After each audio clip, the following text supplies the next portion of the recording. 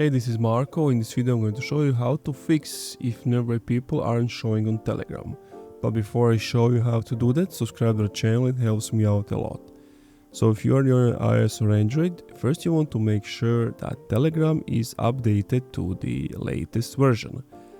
Because if it's not, there could be some bug fixes, things that you are encountering, and the update should fix it.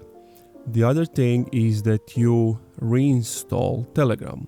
But before you reinstall it, make sure that you back up Telegram as a whole app so that you don't lose any information.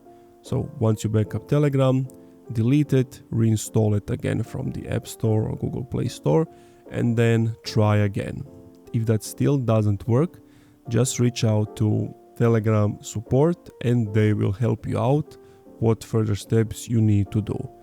And that's it. Thank you for watching this video. If you enjoyed, leave a like, comment, subscribe.